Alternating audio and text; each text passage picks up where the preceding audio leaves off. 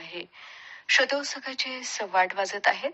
आता प्रसारित करीत आहोत अण्णाभाऊ साठे यांच्या जयंतीनिमित्त रविराज केसराळीकर यांनी दिलेल्या माहितीवर आधारित विशेष कार्यक्रम लोकशाहीर अण्णाभाऊ साठे यांच्या साहित्यातील स्त्री नायिका.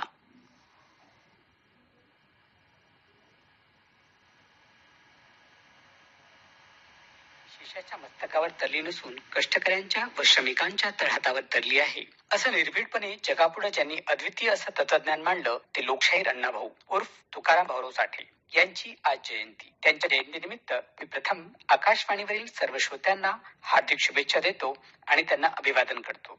श्रोते हो, भारतरत्न डॉक्टर बाबासाहेब आंबेडकर त्यांच्या एका भाषणात लेखकाला उद्देशून असं म्हणतात की साहित्यिकांनो, आपली लेखणी आपल्या प्रश्नापुरती मर्यादित करू नका.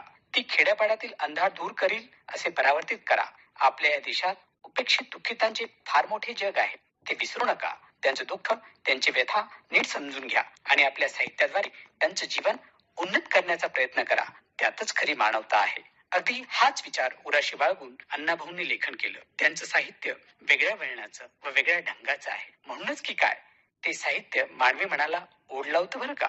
श्रोते हो, असं म्हटलं जातं की literature is the mirror of society. खरंच साहित्याचा अभ्यास हा एक सामाजिक कागदपत्र म्हणून केला पाहिजे. तो समाजमानाचा दस्तऐवज असतो. त्या त्या काळाच्या समाजाचे प्रतिबिंब साहित्यात दिसल्याशिवाय राहत नाही. अण्णाभाऊंच्या कादंबऱ्या जशा पुरुष प्रधान आहेत तशा स्त्री प्रधानही आहेत. अण्णाभाऊंनी ज्या काळात साहित्य निर्मिती केली तो काळच मुळात पुरुष प्रधान संस्कृतीचा होता बरं का. रूढी, परंपरा सामाजिक मनावर रुतून बसल्या होत्या. अंधश्रद्धा, जातीयतेच्या दलदलीत केवळ स्त्रीच काय, पुरुष सुद्धा भरडला गेला होता. अशा काळात स्त्रीप्रधान साहित्य निर्मिती एखाद्या पुरुषानं करणं हे खरंच खूप कौतुकास्पद होतं आणि काळाच्या एक पाऊल पुढे जाऊन केलेली ती निर्मिती होती. अण्णाभाऊंच्या समकालीन साहित्यामध्ये स्त्री प्रतिमा ही प्रेयसीच्या साच्यातच होती. मात्र अण्णाभाऊंनी या प्रतिमेला आव्हान देत तत्कालीन गावातील व गावकुसाबाहेरील घरंदाजच नव्हे तर उपेक्षित, श्रीमंत, गरीब, उच्च नीच, वंचित, भटक्या समाजातील स्त्रियांचं धगधगतं वास्तव जगासमोर मांडलं.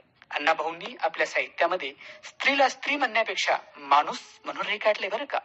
खरं पाहता अण्णाभाऊंचं साहित्य म्हणजे तत्कालीन काळातील वास्तव जीवनाचं अपत्य होय. स्त्रीनं कसं असावं, कसं नसावं याचे ठोकताळे समाजमनाने त्यानेच ठरवले असतात. ते कालही ठरवले होते आणि आजही आहेत बरं का. मात्र अण्णांच्या साहित्यातील नायिका या ठरवलेपणाला, साचेबद्धपणाला अलगद नाकारत स्वतःचे अवकाश निर्माण करण्याचे प्रयत्न करतात. तसेच या सर्व नायिका धाडसी, बेडर, स्वाभिमानी असून भारतीय संस्कृतीची मूल्य जीवापाड जपणारे आहे. नीतिमत्तेसाठी, घरच्या इज्जतीसाठी वेळप्रसंगी मरणालाही कवटाळायला तयार असल्याचे दिसून येते. कादंबरीला परिस्पर्श न केलेला आशय जीवन जाणीवेला स्पर्श घडवून मराठी कादंबरीतच नव्हे तर मराठी साहित्यात नवे आणणारे अण्णाभाऊ हे तत्कालीन एकमेव साहित्यिक असावेत असं मला वाटतं. अण्णाभाऊंनी त्यांच्या साहित्यात वास्तवाचा आग्रह नेहमीच धरलाय. कल्पकतेला हद्दपार करून संघर्षमय जीवनातील आशावाद चित्रित करण्याचा त्यांचा मानस समाज परिवर्तनाच्या कार्यात त्यांनी ओळखलेल्या साहित्यिकाच्या महत्वपूर्ण जबाबदारीला रसिक मनापासून मुजरा करतो. अण्णाभाऊंनी प्रथमच पूर्णतः स्त्री जीवन हेच साहित्याचे विषय बनविले. त्यांनी स्त्रीचा स्वाभिमान, तिचा करारीपणा, तिची जगण्याची धडपड, संघर्षमय प्रसंगात तिची होणारी धगमग, त्यातून निर्भीडपणे तिला सामोरे काढणारा तिचा बाणेदारपणा, करारीपणा, तिचं तिच्या कुटुंबावरील प्रेम याचं यथार्थ चित्रण करताना अण्णाभाऊ किंचितही अंतर पडू देत नाहीत. ते स्वतः स्त्रीचा आदर करतात व साहित्यातही प्रत्यय सांगतात. नायिका प्रधान कादंबऱ्यातून वेशा, मुरळी, कामगार, तमाशातील कलावंत इत्यादी रूपात स्त्रियांचं वेगळं रूप मांडून त्यातील दाहकता, भयानकता मराठी साहित्यात प्रथमच आली. ती अण्णाभाऊंच्या लेखणीतून. चित्रा, वैजंता, चंदन, आवडी, चिखलातील कमळ, वारणेच्या खोऱ्यात रत्ना इत्यादी कादंबऱ्यातून त्याचाच तर प्रत्यय येतो. वैजंता या कादंबरीत वैजंता या नायिकेचा एक कलावंत व एक स्त्री अशा दोन्ही पातळीवरच्या संघर्षाचे वास्तव चित्रण अण्णाभाऊ समाजासमोर ठेवतात.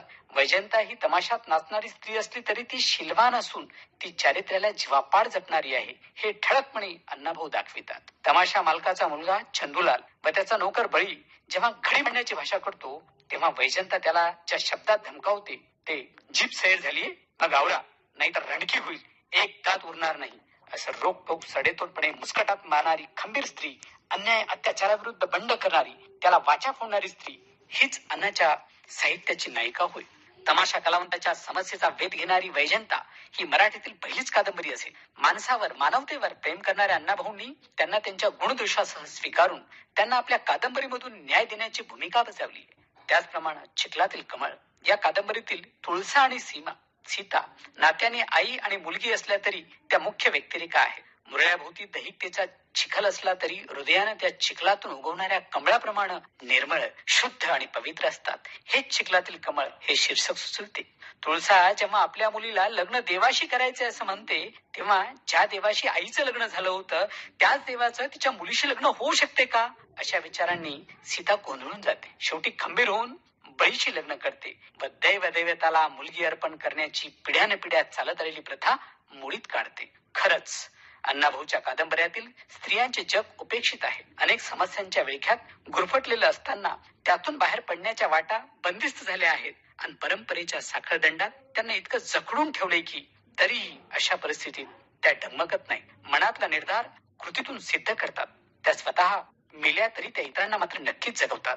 आवडी या कादंबरीबद्दल बोलताना असं लक्षात येतं की ही कादंबरी जातीभेद मानणाऱ्या पूर्वीच्या महाराष्ट्रात धनाजी रामोशी या आपल्यापेक्षा हलक्या जातीच्या तरुणाबरोबर राहण्याचे धाडस करणाऱ्या वरच्या जातीतील आवडी चौगुले या मुलीची कहाणी आहे. आवडीचा भाऊ नागू आपल्या प्रतिष्ठेसाठी तिचे लग्न फिट्सचा रुग्ण असलेल्या एका श्रीमंत घराण्यातील उत्तम पाटील याच्याशी लावून देतो. अशा गोष्टी निमूटपणे सहन करणाऱ्या उच्च वर्णीयामधील रिवाजाबद्दल आवडी बंड करते आणि दुसऱ्या जातीच्या धनाजी बरोबर निघून जाते. या कादंबरीतून जातीभेदाच्या भिंती कोसळण्याचे काम निर्भीडपणे करणारी आवडी अण्णाभाऊंनी रेखाटली आहे. अशाच प्रकारे वारणेच्या खोऱ्यातील मंगला ही एक विरांगणा आहे. वाणानं गुणानं गावात उजवी असणारी आईबापाची लाडकी एक क्रांतिकारी मराठी स्त्री आहे. भावाने देशद्रोही असलेल्या नागोजी सोबत लग्न ठरवले असताना ती भावाला बजावून सांगते, मी देशद्रोह्याशी लग्न करणार नाही. स्वातंत्र्य चळवळीत सैनिकांना वेढलं असताना हिंदूरावाच्या खांद्याला खांदा लावून लढते. ह्या प्रसंगाच्या वर्णनातून अण्णाभाऊ परखडपणे समाजाला सांगतात, स्त्री हे काही उपभोगाचं साधन नसून ती पुरुषाची अर्धांगिनी आहे. पती समवेत येऊ घातलेल्या प्रत्येक प्रसंगात ती न डगमगता तोंड देते. हीच स्त्री पुरुष समानता ते मंगला या नायिकेच्या माध्यमातून प्रत्ययास आणतात.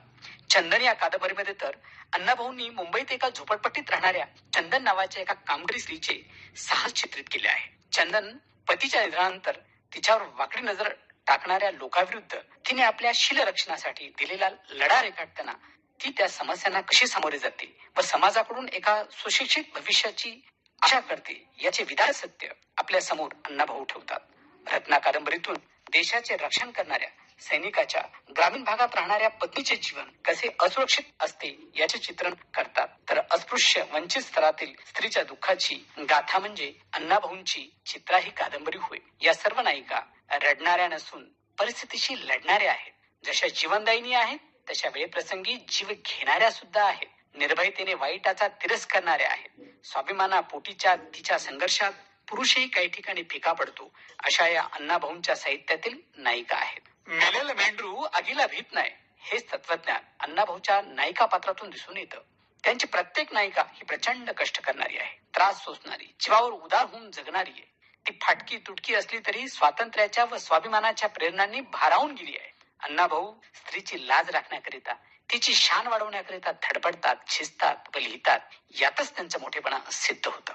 अण्णाभाऊंच्या मंगल स्वप्नांचा आविष्कार वैजंता, चंदन, आवडी या स्त्री रूपात दिसून येतो. अण्णाभाऊ प्रतिकूल परिस्थितीही अडकून पडलेल्या स्त्रीच्या पुढे नव्या आशेचे जग निर्माण करतात. अण्णाभाऊंच्या साहित्याचे सर्वात महत्वाचे वैशिष्ट्य म्हणजे त्यांच्या अंतःकरणात स्त्रीविषयी असलेलं अपार प्रेम होय. स्त्रीच्या दुःखानं त्यांचं मन हेलावून जातं. ते निवारण्यासाठी दलित समाजातील जातीनं मांग असणाऱ्या, कुठल्याच प्रकारची कौटुंबिक पार्श्वभूमी नसलेल्या वाटेगाव सारख्या खेड्यात जन्माला येऊन कसल्याच सोयी सुविधा नसलेल्या परिस्थितीत फक्त 1.5 दिवस शाळा शिकलेल्या अण्णाभाऊंकडून शाहिरी, कथा, कादंबरी, नाटकं, पोवाडे इत्यादी वाङ्मय प्रकारातून कोणत्याही विद्वानाला हेवा वाटावा असं साहित्य निर्माण केलं. मराठी साहित्य समृद्ध करीत साता समुद्रापार नेलं. त्यांच्या या कादंबरीवर अनेक चित्रपट तयार झाले. छत्रपती शिवरायांचा पोवाडा रशियात गाणाऱ्या या लोकशाहिराला, थोर साहित्यिकाला त्यांच्या 104व्या जयंतीनिमित्त मानाचा मुजरा. धन्यवाद.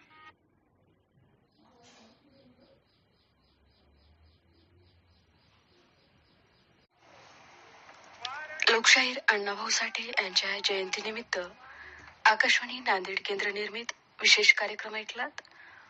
लोकशाहीर अण्णाभाऊ साठे यांच्या साहित्यातील स्त्री नायिका. लेखन केलं होतं रविराज केसराळीकर यांनी.